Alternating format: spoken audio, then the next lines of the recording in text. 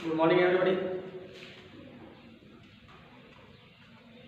मैं सतीश आज आपको इस ऑनलाइन क्लास में बेसिक जो हमारे अंग्रेजी सब्जेक्ट का बेसिक है उससे रूबरू करवाऊंगा। देखिए बेटा, जो हमारी कक्षा है 10, उसमें 3 लैंग्वेज सब्जेक्ट हैं। कितने लैंग्वेज सब्जेक्ट हैं? 3। भाषाई विषय 3 हैं और भाषा को पढ़ना, समझना और सीखना,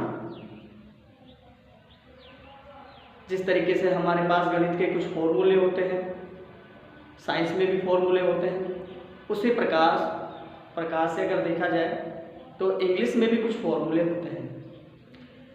सिलेबस से मैं आपको रूबरू करवाऊंगा कि हमारा 10th का सिलेबस क्या है, लेकिन वो बाद में। सबसे पहले मैं आपकी बेसिक कक्षा स्टार्ट कर रहा हूँ और आपको ये भी पता है कि किसी भी भाषा की मूल इकाई क्या होती है। इंग्लिश जो कि एक लैंग्वेज सब्जेक्ट है,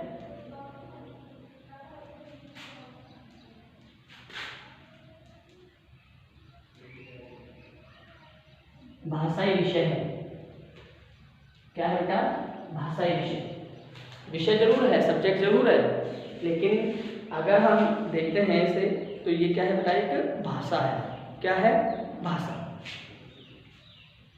अब आपको क्या देखना है कि जो लैंग्वेज सब्जेक्ट है, शुरुआत से चलते हैं हम, बिल्कुल बेसिक से, बिल्कुल निम्न स्तर से चलते हैं, क्योंकि इस वीडियो के माध्यम से सभी बच्चे लाभान्वित हो, ऐसा हमारा उद्देश्य है। तो सर्वप्रथम हम पढ़ते हैं कि कोई भी भाषा जो होती है, एक भाषा जो होती है, उस भाषा के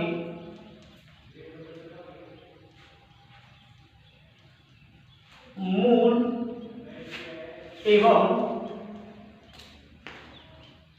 स्वतंत्र इकाई जो होती है बेटा,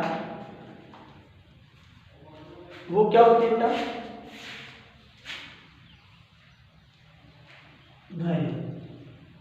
क्या होती है बेटा? ध्वनि। सपोज दैट हमारे जो ऑर्गन्स ऑफ स्पीच हैं, जो अंग हैं, बोलने के यूज में आते हैं, नासिका हो सकती है, जिह्वा हो सकती है, गला हो सकता है। संपूर्ण रूप से कहूँ तो मुंह से जो उच्चारित होते हैं वो ध्वनि होती है। सपोज दैट मैं कुछ नहीं बोलकर केवल इतना ही बोला मैंने, तो ये भी भाषा का ही विषय है। ये क्या थी? हमारी ध्वनि। और इसे लिखा जा सकता है, इसे लिखा जा सकता है। जो भी मेरे मुंह से उच्चारित होगा उसे हम लिख सकते हैं। स्वतंत्र इकाई ध्वनि होती है, या फिर हम यूं कह सकते हैं कि ध्वनि के बाद मूल इकाई जो है हमारी, किसकी बेटा? भाषा।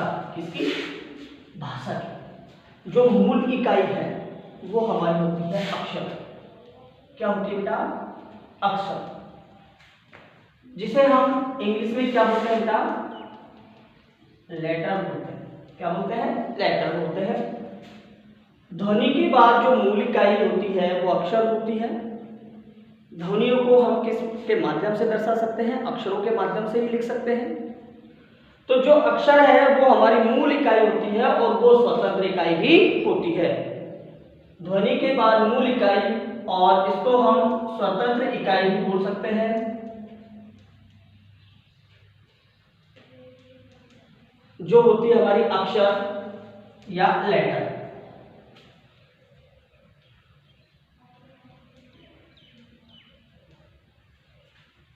ठीक है बेटा? स्वतंत्र इकाई या मूल इकाई कौन सी होती है? लेटर या अक्षर। अब मूल, जैसा कि आपको पता है, हम नॉर्मली भी देखते हैं, काफी पेड़ पौधे देखते हैं, पेड़ पौधे किस पर आधारित होते हैं बेटा? मूल पर आधारित होते हैं, जड़ों पर आधारित होते हैं। तो हम ये कह सकते हैं कि कोई भी भाषा जो है वो ध्वनि या अक्षरों के ऊपर आधारित होती है। इसलिए इसे हमने क्या कहा है बेटा? मूल इकाई कहा है। अब दूसरी पॉइंट लिखा है मैंने इसमें स्वतंत्र इकाई। क्या कहा है मैंने? स्वतंत्र इकाई कहा है। स्वतंत्र इकाई क्यों कहा है? स्वतंत्र कौन होता है? जो किसी पर आधारित नहीं होता है, स्वयं का खुद ही आधार होता है, उसे क्या कहा जाता है? स्वतंत्र कहा जाता है। सपोज दैट आज से कुछ 100 वर्षों पूर्व तक हमारा देश आजाद नहीं था, स्वतंत्र नहीं था, डिपेंडेंट था वो ब्रिटिश कंपनी के ऊपर, उसी के रूल्स एंड रेगुलेशंस चलते थे, तो डिपेंडेंट था।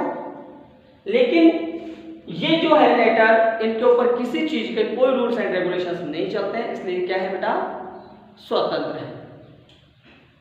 तो अभी आपको एक चीज समझ में आई होगी कि भाषा चाहे हिंदी हो, संस्कृत हो, अंग्रेजी हो, उर्दू हो, पंजाबी हो, कोई सी भी भाषा हो सकती है, और जितनी भी भाषाएं हैं उनकी मूल और स्वतंत्र इकाई कौन सी होगी? ध्वनि या फिर अक्षर।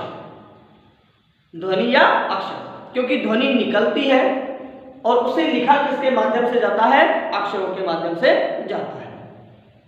ठीक है, तो सबसे स्वतंत्र और मूल इकाई कौन सी हुई भाषा की? अक्षर, लेटर में। अब देखिए बेटा, अलग अलग भाषाओं में इकाइयां या अक्षर जो हम कहते हैं वो अलग अलग होते हैं, क्योंकि सबकी अपनी लिपि होती है।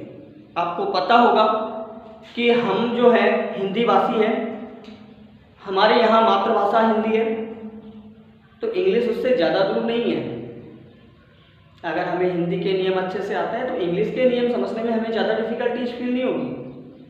हिंदी में भी आपने देखा होगा कि मूल इकाई कौन सी होती है हमारी? अक्षर या ध्वनि। उसमें भी वही मूल इकाई है, इसमें भी वही मूल इकाई है। अंतर किसका है बेटा? लिपि का। इसकी अपनी लिपि होती है, हिंदी की देवनागरी लिपि होती है, पता है ना आपको? तो जो लेटर होते हैं, अब समझ बात यह उठती है कि हिंदी में लेटरों की अपनी संख्या होती है। भाई लेटर क्या होते हैं वो मैंने आपको बता दिया। लेटर क्या होते हैं? किसी भी भाषा का स्वतंत्र इकाई जो होती है वो लेटर होती है। सबसे छोटी इकाई है, सबसे छोटी इकाई।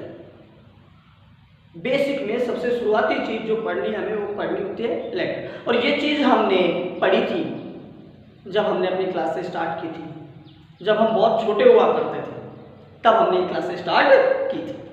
तब हमने लेटर्स पढ़े थे, लेकिन उनको इस वे में नहीं पढ़े थे।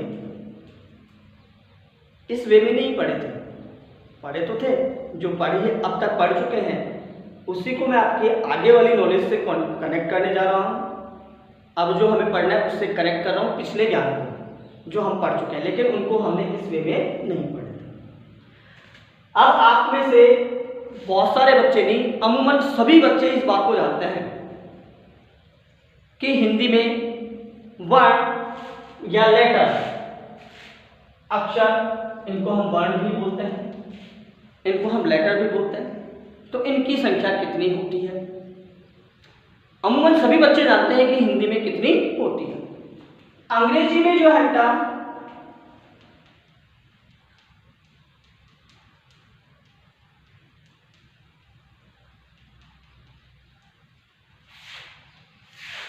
लेटर्स की संख्या जो होती है वो 26 होती है, 26।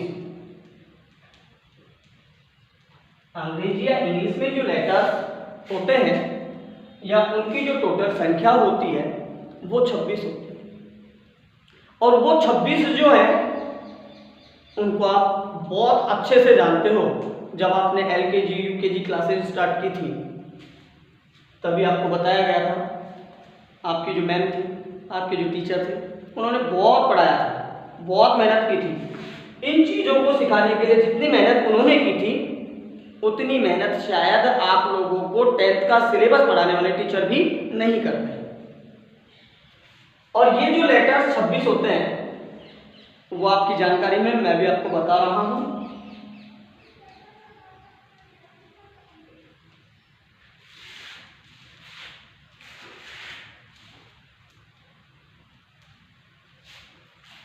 कुछ याद आ ही गया होगा, जिसे हम बोलते थे ABCD।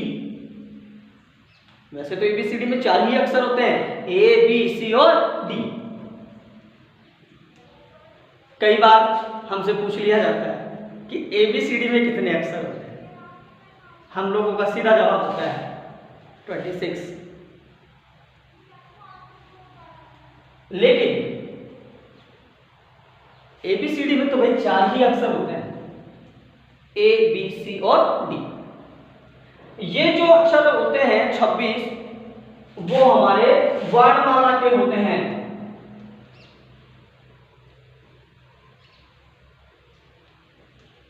जिसे हम अंग्रेजी में अल्फाबेट बोलते हैं, वर्णमाला।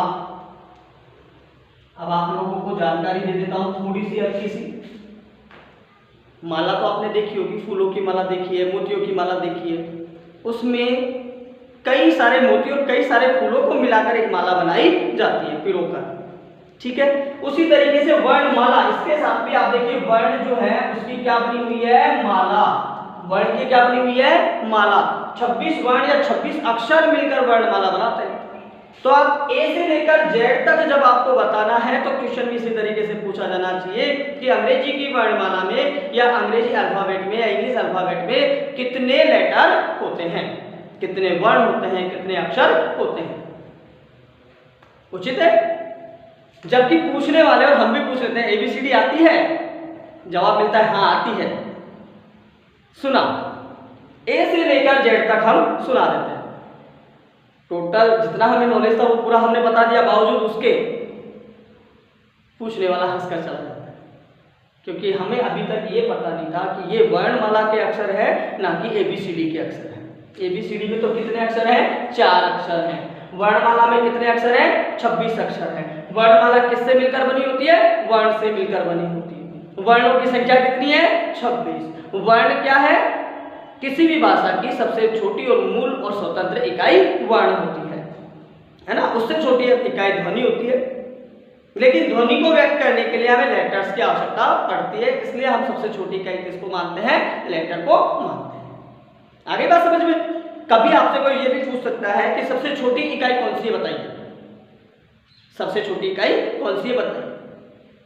हमने जवाब दिया वर्ण, तुरंत जवाब मिलेगा नहीं, हम कंफ्यूज हो जाएंगे कि वर्ण ही तो सबसे छोटी इकाई है।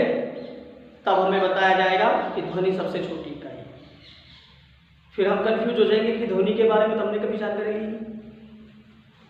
एग्जैक्ट बात यह है कि जो ध्वनि होती है वही शब्द, लेटर, इनका निर्माण या वाक्यों का निर्माण करती है, लेकिन सबसे छोटी ध्वनि होती है जिसे व्यक्त करने के लिए लेटर की आवश्यकता होती है। और लेटर्स इंग्लिश वर्णमाला में टोटल लेटर, वर्णमाला अल्फाबेट, इंग्लिश वर्णमाला या इंग्लिश अल्फाबेट में कितने अक्षर होते हैं बेटा, 26। जानकारी आपको पहले से थी कि 26 अक्षर हैं। इंग्लिश 26 लेटर्स पे डिपेंडेड है। 26 लेटर्स के अलावा 27वां लेटर नहीं दिखता। पूरे शब्द वाक्यों में ढूंढ लेते हैं, पूरी बुक में ढूंढ लेते हैं, 27वां लेटर नहीं मिलता। 26 लेटर पे डिपेंडेड है, ठीक है बेटा। आप किसी मकान को बनाते हो, इमारत को बनाते हो, ईंट लगाते हो, पत्थर लगाते हो, सबसे छोटी इकाई, बाद में बड़ी इकाई आ जाती है, दीवार बन गई। बाद में बड़ी इकाई आ गई, चारों दीवार बन गई, छत डल गई, क्या बन गया, कमरा बन गया।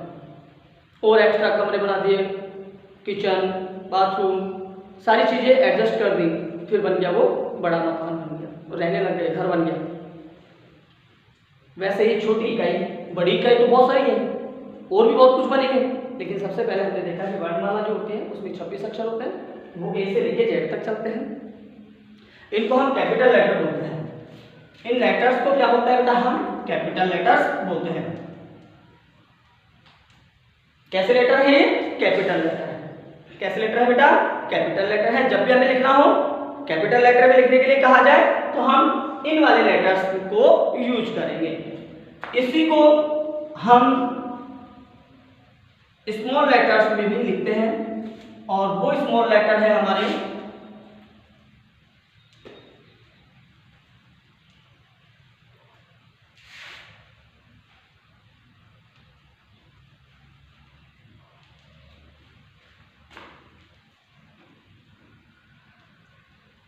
ये हमारे क्या है बेटा, स्मॉल लेटर। ध्वनि वही रहेगी, A B C D E F G H X Y Z।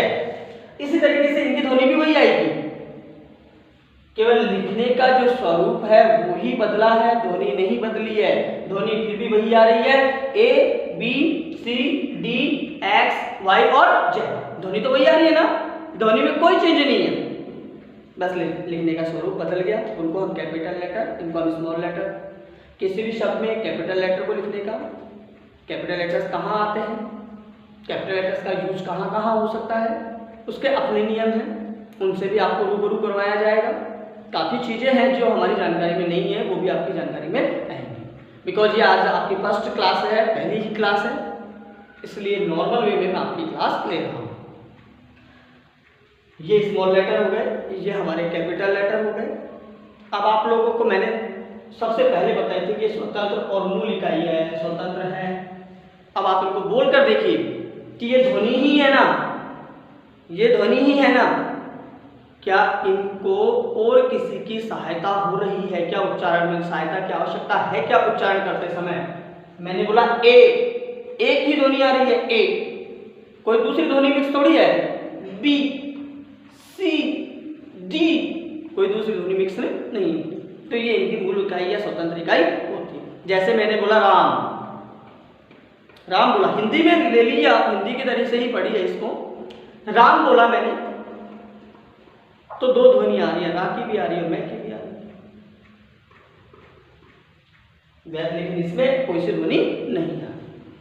अब बात आती है कि स्वर पे ये जो हमारे लेटर्स हैं, वर्णमाला है, अल्फाबेट है, इसके बारे में तो कॉमन जानकारी यही थी कि ये इनकी संख्या 26 होती है। अल्फाबेट में लेटर्स की संख्या कितनी होती है? 26। ABCD में कितनी होती है? 4। ठीक है, थोड़ा फनी भी लग रहा है, बट एग्जैक्ट बात यही है कि ABCD में 4 ही लेटर होते हैं, अल्फाबेट में 26 होते हैं।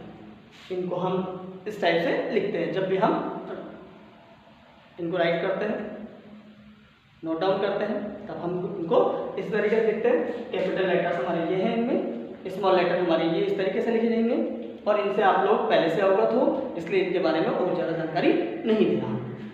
अब देखिए बेटा, इसके बाद में आपने देखा कि कोई भी शब्द वगैरह बनाने के लिए ध्वनियों को हम 2 भागों में बांट सकते हैं, अक्षरों को हम 2 भागों में बांट सकते हैं। ये जितने भी अक्षर आए हैं 26, इनको हम 2 भागों में बांट सकते हैं। वर्ण मान लीजिए या ध्वनि मान लीजिए, इनको हम कितने भागों में बांट सकते हैं? 2 भागों में बांट सकते हैं।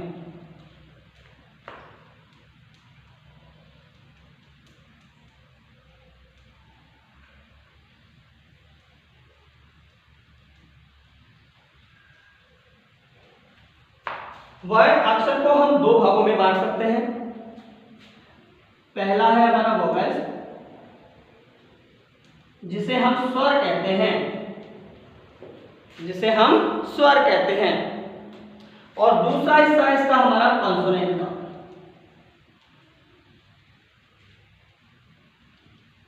जिन्हें हम व्यंजन कहते हैं।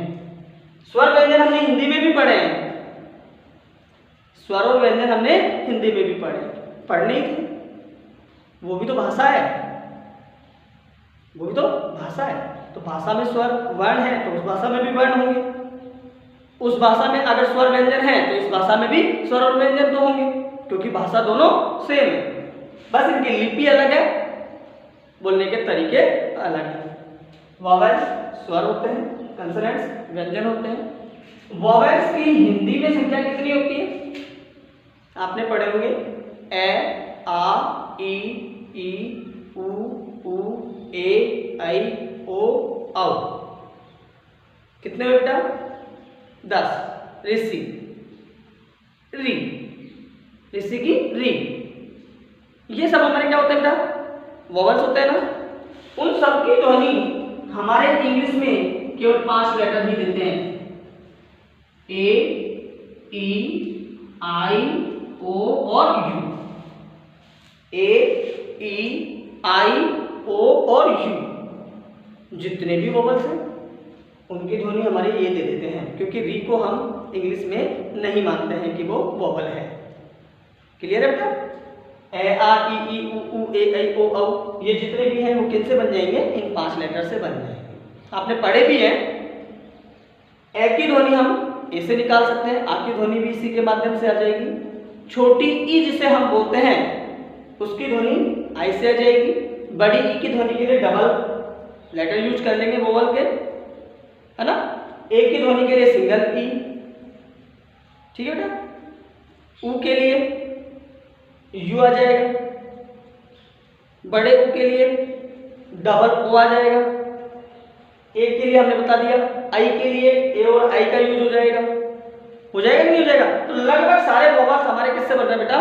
इन 5 लेटर से बन रहे हैं। इसलिए इंग्लिश में कितने वोवल रह गए? 5 ही रह गए। कितने रह गए? 5, क्योंकि हिंदी के जितने भी वोवल थे उनकी ध्वनि हमारी ये 5 जो लेटर हैं, इंग्लिश के जो 5 वोवल हैं, इनके माध्यम से आ जाती है। ठीक है, तो इंग्लिश में हमारे कितने वोवल रहे? वोवल कितने रहे? 5, ए, ई, आई, ओ और यू। अब बात करते हैं कॉन्सोनेंट या व्यंजन की। हिंदी में कॉन्सोनेंट और व्यंजन जो कि आपने पढ़े होंगे, कौन कौन से पढ़े थे बेटा? कै, खे, गे। यहां से लेकर गे पढ़े थे हमने, पढ़े थे ना। अब आप लोग देखिए उसकी वर्णमाला में जितने भी अक्षर होते हैं, वोवल को छोड़ दीजिए, क्योंकि यहां पर जो हमारी वर्णमाला है इसी वर्णमाला में से क्या आ गए बेटा? कॉन्सोनेंट भी निकल गए और वोवल भी निकल गए। वोवल तो मैंने निकाल के दिखा दिया, कॉन्सोनेंट भी उन्हीं 26 लेटर्स में से निकलेंगे। लेकिन हिंदी में वोवल अलग है, कॉन्सोनेंट अलग है। कॉन्सोनेंट की संख्या कितनी है? 36 और वोवल्स की अपनी संख्या है। लेकिन यहां पर 26 में से ही वोवल भी है और कॉन्सोनेंट भी है। 5 हमारे वोवल से कितनी संख्या हुई थी बेटा? 5। लेकिन इंग्लिश में कॉन्सोनेंट की संख्या कितनी रह गई थी? टोटल कितनी थी? 26। उसमें से 5 निकल गए वोवल, तो कॉन्सोनेंट कितने बचे? 21। वो कॉन्सोनेंट कौन कौन से हैं? इनके अलावा जितने भी वर्णमाला में लेटर बचे हैं, ए टू जेड जितने भी लेटर बचे हैं, ये 5 लेटर जो हमारे हैं, ए, ई, आई, ओ, यू, इनको छोड़कर वो सारे लेटर क्या होंगे बेटा? बताइए क्या होंगे? वो होंगे हमारे कॉन्सोनेंट। क्या होंगे? कॉन्सोनेंट। और वो है हमारे पास में बचे B, C, D, F, G, H, J, K, L, M, N, P, Q,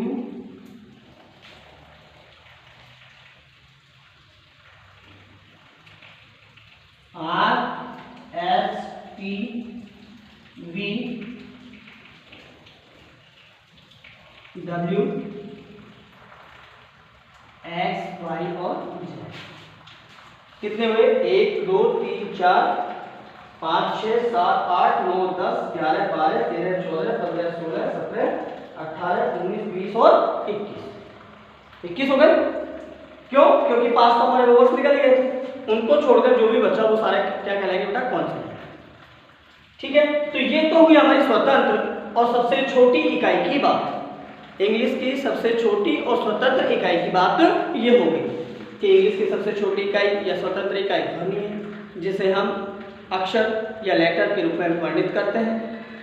अक्षर और लेटर जो है उनकी संख्या होती है 26। किसमें बेटा? वर्णमाला में। और 26 लेटर्स मिलकर क्या बनाते हैं? इंग्लिश की वर्णमाला या अल्फाबेट बनाते हैं। वो 26 जो है वो ए से लेकर जेड तक, जो कि हमने एलकेजी में खूब पढ़ी है, जिसे हम ABCD के नाम से जानते थे, वो 26 लेटर हो गए। उन 26 लेटर में से ए, ई, आई, ओ, यू को हमने स्वर कहा है, और इनके अलावा जो शेष बचे उन 26 अक्षर में से वो हमारे कॉन्सोनेंट होते हैं। ये हमारे सबसे छोटी इकाई के बारे में हमने बातचीत की। इसके बाद बात आती है हमारी शब्दों की, क्योंकि अक्षर से बड़ी जो इकाई होती है वो कौन सी होती है? शब्द की होती है। कौन सी इकाई होती है बेटा? शब्द के। अब शब्द जो है स्वर और व्यंजन, वोवेल और कॉन्सोनेंट के संयोग से बने होते हैं। लेकिन जैसा कि हमें अमूमन पढ़ने को मिलता है, लेकिन हम एक चीज आपको बता दें बेटा कि अभी अभी मैंने आपको बात की थी ध्वनि की। स्वर और व्यंजन जो है या कॉन्सोनेंट और वोवेल जो है, उन दोनों की ध्वनि देने वाले अक्षरों के मेल या समूह जिसमें दो या दो से अधिक सदस्य मौजूद हों, उसका जो समूह बनता है, ग्रुप बनता है, वो क्या कहलाता है? शब्द कहलाता है। और वो तब शब्द कहलाता है जब वो कोई एक सार्थक अर्थ दे रहा हो। अगर वो अर्थ नहीं दे रहा है तो वो शब्द नहीं कहलाएगा। देखिए, आइए देखते हैं।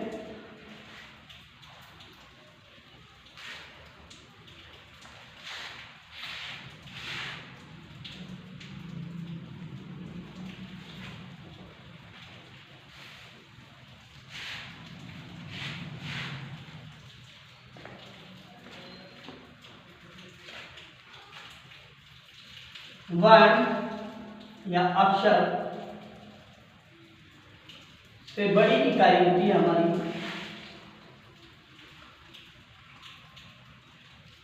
शब्द।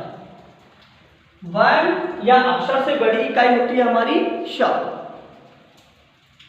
ठीक है, सबसे छोटी इकाई हो गई ध्वनि, जिसे वर्णित किया लेटर से। उससे बड़ी इकाई होती है शब्द, जिसे हम इंग्लिश में बोलते हैं वर्ड।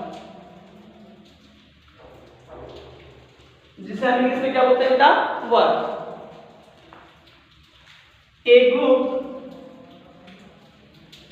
ऑफ 2 और more letters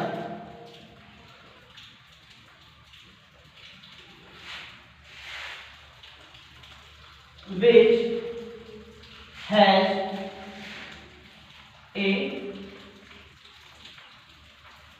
common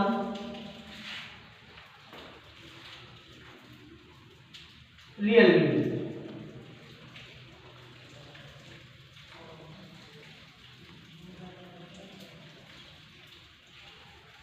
is called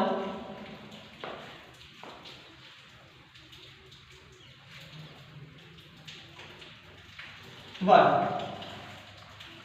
एक समूह किसका बेटा? दो या अधिक अक्षरों का। दो या अधिक अक्षरों का एक समूह जो कि रखता है या जिसका होता है एक वास्तविक अर्थ। क्या कहलाता है बेटा? वो समूह क्या कहलाता है? शब्द कहलाता है। दो या अधिक अक्षरों का समूह जिसका एक वास्तविक अर्थ होता है। हिंदी में आप देख सकते हो, दो या अधिक अक्षरों का समूह जिसका एक वास्तविक अर्थ होता है, शब्द कहलाता है। उसे हम कहेंगे शब्द। इसमें दो बातें बताई हैं मैंने आपको। एक तो कंडीशन ये है कि मिनिमम दो या उससे अधिक अक्षरों का समूह जिसका एक वास्तविक अर्थ होता है। दूसरी कंडीशन है उसका वास्तविक अर्थ भी होना चाहिए, तब वो क्या कहलाएगा? शब्द कहलाएगा। जैसे सपोज दैट मैं आप लोगों को इसका एक हल्का सा एग्जांपल देके बताता हूं।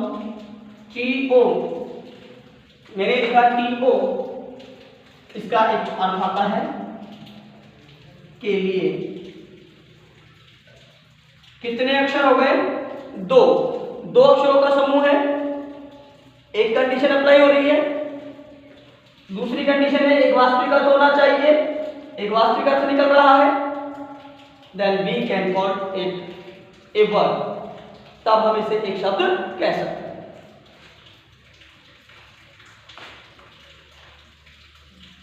गो, GO 2 अक्षर हो गए, समूह बन गया। अर्थ भी है इसका जाना, जो कि एक वास्तविक अर्थ है, जो कि एक वास्तविक अर्थ है, किसी ना किसी भाव को, किसी ना किसी काम को, किसी ना किसी को प्रकट कर रहा है, इसलिए ये क्या कहलाएगा बेटा, एक शब्द कहलाएगा।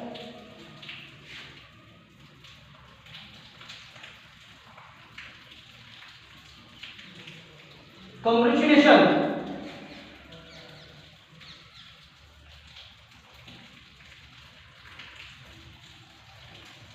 बधाई, अर्थ है, 2 से तो काफी अधिक शब्द है, अक्षर है, तो ये भी एक शब्द कहलाएगा। We can call it the verb। हम शब्द कब नहीं कह सकते, जब इनमें से कोई सी एक कंडीशन अप्लाई नहीं हो। जैसे मैंने लिखा ओटी, क्या लिखा बेटा मैंने, ओटी, कोई अर्थ आ रहा है, अक्षर तो 2 हो गए भाई, कंडीशन तो लागू हो गई कि 2 अक्षर तो हो गए, लेकिन अर्थ नहीं आ रहा। अब जब अर्थ नहीं आ रहा तो इसे हम क्या नहीं कह सकते हैं, शब्द नहीं कह सकते हैं, हम इसे शब्द नहीं कह सकते। जीओ गो मीन्स जाना, तब तक ये शब्द था, लेकिन इसे हमने लिख दिया ओजी। अब ये हमारे जो ग्रामीण कल्चर में पति अपनी पत्नी और पत्नी अपने पति को कहती हैं संबोधन के लिए एजी ओजी, वहाँ हिंदी के लिए वो शब्द हो सकता है, ग्रामीण परिवेश में उस भाषा का जो अपने स्थायी लैंग्वेज है, स्थायी भाषा है, स्थायी जो भाषा है उसमें ये शब्द हो सकता है, लेकिन हमारे इंग्लिश में इसका कोई अर्थ नहीं है, इसलिए इसको भी हम शब्द नहीं कह सकते। सेम तरीके से यदि हम कॉन्ग्रेचुलेशंस के अक्षरों को हेर फेर करके आगे पीछे करके लिखें तो उसका भी कोई वास्तविक अर्थ नहीं निकलेगा। तो आपको एक चीज इससे बहुत अच्छी सीखने को ये मिली कि हम जब काम करते हैं कॉपी में तो हम अक्षरों में मिस्टेक कर जाते हैं। जैसे हमारी स्पेलिंग है स्टीम, STEAM, स्टीम हमारी स्पेलिंग है, हम लोग जल्दबाजी में या हड़बड़ाहट में काम कर जाते हैं, STAEM कर जाते हैं, STME कर जाते हैं और फिर कहते हैं कि मैंने तो स्टीम ही लिखा था। हम आपकी भावनाओं की कदर करते हैं, हम आपकी भावनाओं की अनौपचारिक रूप से कदर करते हैं, लेकिन औपचारिक रूप से नहीं, उसके मार्क्स आपके कटने हैं।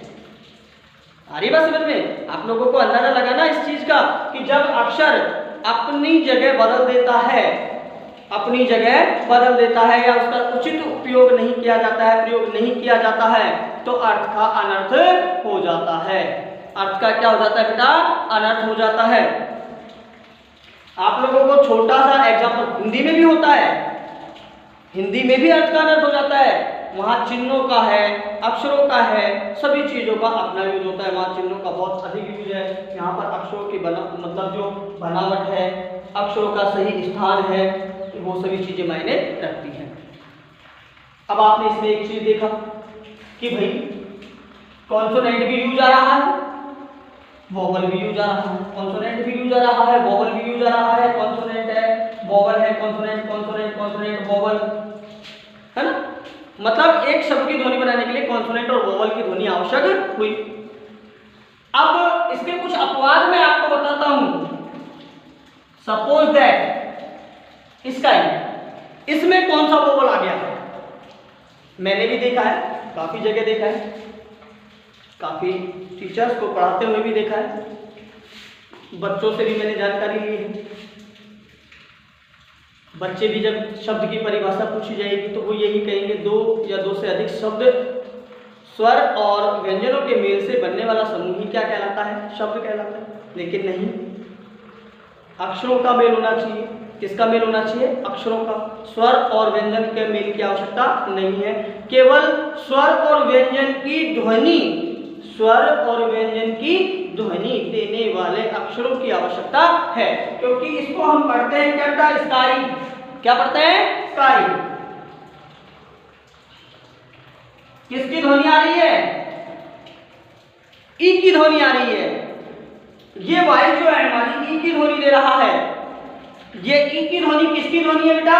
वोवेल की ध्वनि है। किसकी ध्वनि है? वोवेल की, जो कि हमारी आई और डबल पी से निकलती है। और ये ध्वनि दे रहा है हमारा वाई, इसलिए इसको भी हम एक शब्द मान लेंगे, क्योंकि एक जो शर्त थी वो ये थी कि स्वर और व्यंजन की ध्वनि होनी चाहिए, आ रही, दो या दो से अधिक अक्षरों का मेल होना चाहिए, हो रहा है, और इसका वास्तविक अर्थ भी निकल रहा है आकाश। तो कभी आपसे पूछा जा सकता है, नॉर्मल जानकारी के लिए आपको मैं बता दूंगा, बेसिक जानकारी के लिए मैं आपसे कह दूं कि मुझे 5 शब्द ऐसे बता दीजिए जिनमें स्वर की मौजूदगी नहीं हो। अब आप एंट से लेकर एलिफेंट तक देख लीजिए, सैंड से लेकर माउंटेन तक देख लीजिए, अर्थ से लेकर, और आपको जहां तक देखना है वहां तक देख लीजिए, सी तक देख लीजिए, चींटी से लेकर हाथी तक, कण से लेकर पहाड़ तक, जमीन से लेकर समुद्र तक आपको वोवेल की उपस्थिति मिलेगी। लेकिन कुछ शब्द हैं, स्काई, क्राई, ड्राई, ये भी शब्द ही हैं और इनमें वोवल नहीं है। क्या इनमें वोवल? फ्लाई, ट्राई, है क्या इनमें वोवल? है नहीं है? तो क्या इनको मैं शब्द नहीं कहूं? हाँ कहूंगा। क्यों? क्योंकि इनमें जो वाई है वो ध्वनि दे रहा है किसकी? स्वर की। किसकी ध्वनि दे रहा है? स्वर की ध्वनि दे रहा है। ये हमने आपको शब्दों के बारे में हल्की सी जानकारी दी है। किस अब इससे आगे बढ़ते हैं, किस शब्दों को कितने भागों में बांटा जा सकता है। शब्दों को वैसे तो हम बहुत रूपों में बांट सकते हैं, क्योंकि आर्टिकल जो होता है उससे भी हम शब्द कहते हैं, उसका भी अपना एक अर्थ होता है ना। जैसे द है, उसका तो कोई विशेष अर्थ नहीं आ रहा है, लेकिन उसकी अपनी उपयोगिता जरूर है। ए और एन ऐसे आर्टिकल हैं जिनका अर्थ आता है, वो क्वांटिटी बताते हैं, मात्रा बताते हैं, संख्या बताते हैं। एक कितनी संख्या बताते हैं? एक संख्या बताते हैं। वो भी अपने आप में शब्द है, उनको हम अलग से देख लेंगे। वैसे मूल रूप से यदि देखा जाए तो शब्दों को हम 8 भागों में बांट सकते हैं। कितने भागों में बांट सकते हैं? 8 भागों में बांट सकते हैं। और उनको हम सामूहिक रूप से किस नाम से जानते हैं? Parts of speech. क्योंकि कोई भी कथन जब हम बोल रहे हैं तो वो एक शब्द होगा, और वो जो शब्द है वो एक कथन कहलाएगा, और जो कथन है उसे हम स्पीच इंग्लिश में बोलते हैं। और स्पीच के जो अंग होते हैं, पार्ट होते हैं, उनको हम कितने भागों में बांटा? फिर 8 भागों में। इसलिए उनको हमने क्या कहा है? पार्ट्स ऑफ स्पीच कहा है।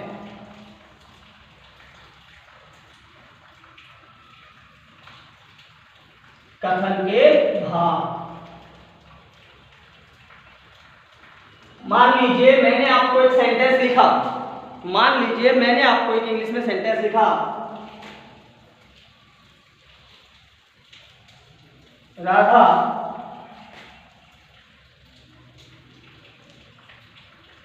Is my best friend. मैंने इतना सा लिखा है, ठीक है, एक शब्द है। अभी अभी मैंने आपको शब्दों के बारे में जानकारी दी। राधा नाम है किसी का, किसी ना किसी को प्रकट कर रहा है, तो वास्तविकता है इसमें, इसलिए इसको भी हमें एक शब्द माना। एज, इसका भी अर्थ है, माई का भी अर्थ है, बेस्ट का भी अर्थ है, फ्रेंड का भी अर्थ है। इन शब्दों से मिलकर बना क्या बेटा? एक सेंटेंस बना। एक सेंटेंस बना। अब एक सेंटेंस जो बना वो किससे बना? शब्दों से। मैं आपको वहीं पहुंचूंगा कि कथन या शब्दों के कितने भाग होते हैं, कितने भागों में बांटा जा सकता है शब्दों को, या उनको किन किन नामों से संबोधित किया जा सकता है। देखिए राधा इसमें जो है बेटा नाउन है, क्योंकि ये क्या है? नाम। हिंदी में आपने पढ़ा होगा, संज्ञा के बारे में आपने पढ़ा होगा, हिंदी में पढ़ी होगी आपने संज्ञा। कि नाम को ही नाउन कहते हैं, संज्ञा कहते हैं। नाम को ही क्या कहते हैं? संज्ञा कहते हैं, है ना। तो नाम इसमें ये रहा। अब संज्ञा के विभिन्न भेद आपने पढ़े थे, जातिवाचक, भाववाचक। तो वैसे यदि हम देखा जाए दोस्त, अब मान लीजिए 10 लोग मेरे दोस्त हैं, तो सबको ही दोस्त से कहूंगा ना, दोस्त ही कहूंगा, तो वो भी किसका भाग हुआ बेटा? एक संज्ञा का, नाउन का ही हिस्सा हुआ। तो ये भी क्या है बेटा? नाउन। मतलब एक वाक्य को जब निर्माण करते हैं तो उसमें 2, 1 या अधिक नाउन भी हो सकती है या अन्य चीजें भी हो सकती हैं। यहां पर माई, ये क्या है बेटा? प्रोनाउन है, ठीक है बेटा। ये बेस्ट फ्रेंड, बेस्ट का मतलब होता है सबसे अच्छा, हिंदी में आपने पढ़ा होगा, या सर्वश्रेष्ठ, हिंदी में आपने पढ़ा होगा बेटा, कि गुण को बताते हैं या गुण जो बताते हैं उन शब्दों को हम क्या कहते हैं? विशेषण। क्या कहते हैं? विशेषण। विशेषता बताने वाले शब्द है ना। तो फ्रेंड की विशेषता बताने वाला शब्द है बेस्ट, इसलिए इसको हमने क्या कहा था? एडजेक्टिव। और एडजेक्टिव को हिंदी में क्या बोलते हैं? विशेषण बोलते हैं। इज, ये हमारी हेल्पिंग वर्ब या ऑक्सिलरी वर्ब है, सहायक क्रिया। लेकिन ये रूप किसका है बेटा? क्रिया का ही रूप है, एक वर्ब ही है ना। तो एक सेंटेंस के जितने भी शब्द हैं, एक सेंटेंस में जितने भी शब्द है तो शब्दी ना, है तो शब्दी ना। और शब्दों को भी हमने क्या दिया बेटा? नाम। समझना मैंने ये क्यों लिखा है, क्या समझाने चाह रहा हूँ, मेरा इंटेंशन क्या है इन सबको लिखने का, बताने का, मैं किस उद्देश्य को पूर्ति के लिए इनको लिखा है, वो अभी आपको समझ में आएगा। थोड़ा धैर्य रखिए। मैंने लिखा है एक सेंटेंस और आपको बताया कि सेंटेंस जो है एक शब्द किससे मिलकर बना होता है? अक्षरों से मिलकर बना होता है, क्योंकि अक्षर किसी से मिलकर नहीं बनता, तो वो स्वतंत्र इकाई है। शब्द बनता है अक्षरों से, और शब्दों से बनता है वाक्य या सेंटेंस। इसलिए मैंने यहाँ लिखा है। तभी तो हमें पता लगेगा कि कितने प्रकार के शब्दों का यूज हो जाता है सेंटेंस में। तो कितने प्रकार के शब्दों का यूज बताया है मैंने? 8 प्रकार के। पार्ट्स ऑफ स्पीच या कथन के भाग 8 होंगे, 1, 2, 3 और 4 प्रकार तुमने यहाँ देख लिए। इस तरीके से टोटल होते हैं 8। 8 का यूज भी मैं आपको एक सेकंड में बता सकता था, पर अभी फिलहाल समय का अभाव है। जैसे जैसे हम आगे बढ़ते जाएंगे इनके यूज और बता देंगे आपको, इनके टाइप्स भी बताए जाएंगे। फिलहाल तो आप ये देख लीजिए कि शब्दों के प्रकार कितने होते हैं या पार्ट्स ऑफ स्पीच कितने होते हैं। ये होते हैं बेटा कितने? 8। सबसे पहला है हमारा नाउन, दूसरा है प्रोनाउन, तीसरा है वर्ब, चौथा है एडजेक्टिव, पांचवा है एडवर्ब, छठा है प्रीपोजिशन, सातवां है कंजक्शन और आठवां है इंटरजेक्शन।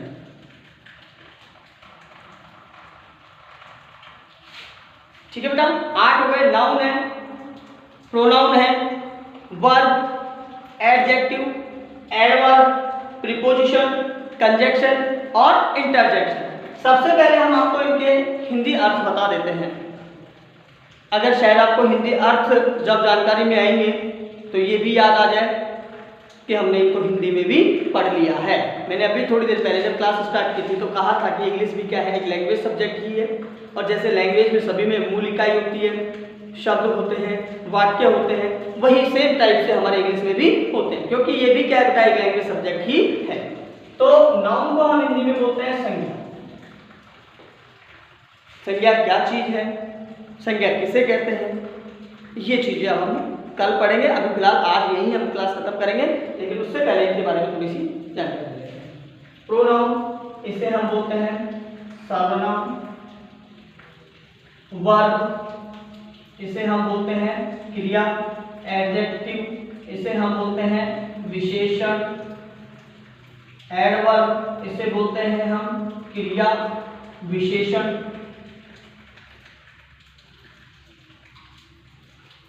प्रीपोजिशन, इसे बोलते हैं हम संबंध। बोधक अवयव या शब्द। कंजक्शन, इसे समुच्चय। समुच्चय क्या होता है बेटा? गणित में पढ़ा होगा आपने समुच्चय, समूह का बोध करवाने वाले शब्द या समूहवाचक।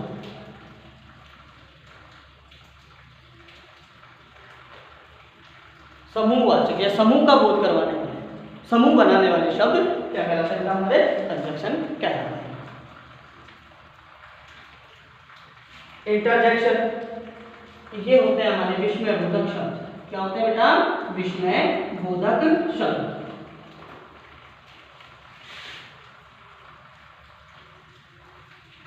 अब चलिए मैं हल्की सी जानकारी देकर अपनी क्लास को विराम दूंगा। और हल्की सी जानकारी है अपनी कि जो नाउन होता है, संज्ञा होती है, उसके बारे में आपने हिंदी में पढ़ा है। संज्ञा, नाम को ही संज्ञा कहते हैं। जैसे जो भी हमें दृश्य है, अदृश्य है, भावनाएं हैं, जिनको हम किसी न किसी नाम से पुकारते हैं, वो सब संज्ञा होती है। जैसे मैंने कहा दुख, मेरा एक भाव है, उसको मैंने एक नाम दे दिया दुख का। अब आप लोगों को भी पता है दुख का भाव क्या होता है, तो उसका नाम दुख ही होगा, चाहे वो मेरा हो चाहे वो आपका हो। वो भाव जिसके भी मन में आ रहा है उसके लिए एक ही नाम निकल के आएगा। क्या आएगा बेटा? दुख। जब नाम आ रहा है, विशेष नाम आ रहा है, तो क्या कहलाएगा? संज्ञा। हवा, हवा भी दिखाई नहीं देती है, नहीं दिखाई देती, महसूस ही किया जाता है। दुख भी महसूस करते हैं, हवा को भी हम महसूस करते हैं, लेकिन एक विशेष भाव को ही हम हवा, वायु, उनके लिए हम जिन शब्दों का, उनका नाम नहीं लेकर जिन शब्दों का, जैसे इसमें और भी नाम आ सकते हैं, मोबाइल है, टेबल है, बोर्ड है, चेयर है, इवन एक आदमी को यदि हम खड़ा कर दिया जाए तो उसके शरीर के जितने भी हिस्से हैं उसके यदि हम बोलते हैं तो नाम तो लेना पड़ेगा, और नाम ले लिया तो वो सब क्या है? संज्ञा है। ये हमारे बाल है, बाल बोला मैंने, हेयर बोला, तो ये क्या है? संज्ञा है। नोज, नाक संज्ञा है, आइज, आँख संज्ञा है, पलक संज्ञा है, ठीक है ना। अब स्पेशली मेरा तो नाम सतीश है, स्पेशली मेरा नाम सतीश है, लेकिन मेरे शरीर के अन्य अंगों के भी तो कुछ स्पेशल नाम है, तो स्पेशल नाम जब दे दिए जाते हैं तो वो क्या कहलाती है बेटा? संज्ञा कहलाती है। ठीक है, बाकी की चीजें हम कल पढ़ेंगे, फिलहाल कॉमन जानकारी दे रहा हूं मैं आपको।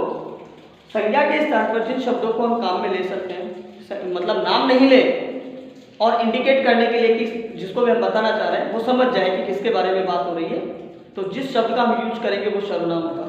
जैसे सपोज दैट एक बहन है, उसका नाम है अर्चना, आप भी जानते हो, मैं भी जानता हूँ। हमारे क्लास की स्टूडेंट है, वो सपोज दैट आज क्लास अटेंड नहीं करती, सपोज दैट वो आज क्लास अटेंड नहीं करती है, तो हम क्या कहेंगे बेटा? मैंने कहा कि वह आज नहीं आई। सपोज दैट 50 बच्चे थे, 49 बच्चे मौजूद हैं, वह नहीं आई, तो आप समझ गए होंगे कौन नहीं आई? अर्चना नहीं आई। फैक्ट सी बात, नाम नहीं लिया मैंने, एक शब्द काम में लिया वह, मैंने एक शब्द काम में लिया वह, तो वो क्या कहलाएगा? सर्वनाम कहलाएगा। जैसे सपोज दैट मैं भी कहूं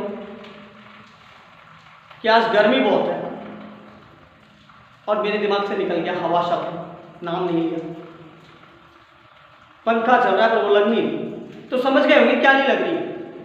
हवा नहीं लग रही, तो वो शब्द मैंने काम में लिया, तो वो किसमें जाएगा? सर्वनाम।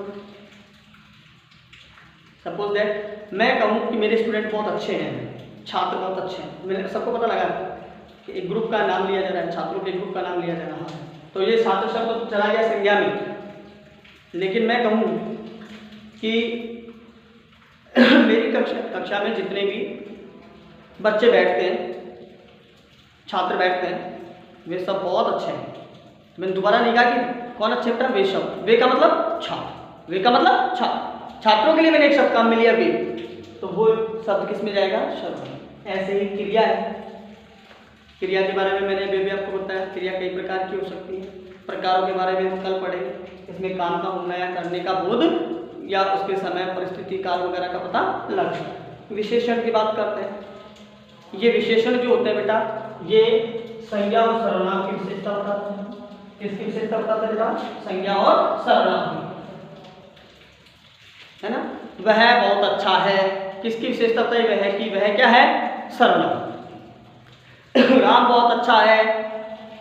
कौन अच्छा है? राम बहुत अच्छा है। तो किसकी विशेषता बताइए? राम की। राम क्या है? संज्ञा। तो ये किसकी विशेषता बताएंगे?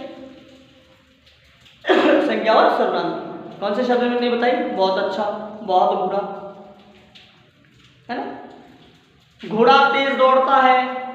अब दौड़ता है, तेज दौड़ता है, ये क्रिया विशेषण में जाएगा। विशेषण और क्रिया विशेषण में आपको थोड़ा सा डिफरेंस देखना है। ये संज्ञा और सर्वनाम की विशेषता बताता है और क्रिया विशेषण किसकी विशेषता बताएंगे? क्रिया। घोड़ा दौड़ता है। अब घोड़े की विशेषता थोड़ी बताइए कि घोड़ा तेज है, ऐसा थोड़ी कहा है। दौड़ता तेज, दौड़ता तेज। तो दौड़ने की विशेषता है उसमें, एक तो धीमे दौड़ता है, एक तो तेज दौड़ता है, एक उछलकर दौड़ता है? तो ये जो शब्द आ रहे हैं वो किसकी विशेषता बता रहे हैं? क्रिया। कल को मैं कहूं कि एक बहन है आरुही, आरुही अच्छा लिखती है। अब आरुही अच्छा थोड़ी है, अच्छा शब्द आरुही की विशेषता थोड़ी बता रहे हैं, बल्कि किसकी बता रहे हैं? लेखन की। लिखती है, कैसा लिखती है? अच्छा। तो ये क्रिया विशेषण में जाएगा। संबंध बोधक, जो दो स्थान, दो व्यक्ति वगैरह के बीच में संबंध रहता है। मैं कमरे में हूँ, तो कमरे के और मेरे बीच में संबंध कौन सा अक्षर बता रहा है या कौन सा शब्द बता रहा है? मैं। तो वो किस में जाएगा? संबंध बोधक। समुच्चय बोधक में मैं और राम दोनों का समूह बना दिया, कौन से शब्द ने बनाया? और ने। तो वो किस में जाएगा? समुच्चय बोधक में। विस्मय बोधक, जिनसे हमें आश्चर्य, शोक, हर्ष, उल्लास का पता लगता है। अरे कोई गिर गया और मेरे मुंह से निकला अचानक से शब्द, अचानक से निकलने वाले शब्द विस्मय बोधक में जाएंगे। जैसे अरे वह गिर गया, वो तो बाद में बोला, देख लिया सोच समझ के कि वह गिर गया, बाकी अचानक से निकला अरे। मैच जीत गए, हमारे मुंह से खुशी से क्या निकलेगा? हुर्रे, मैच जीत गए। तो हुर्रे शब्द कैसा लगे बेटा? विस्मय बोधक। तो लगभग आपको कॉमन जानकारी सबकी मैंने दी है और कक्षा के समापन का समय हो चुका है। दूसरे टीचर्स भी आएंगे, मुझे भी कहीं जाना है। Thank you.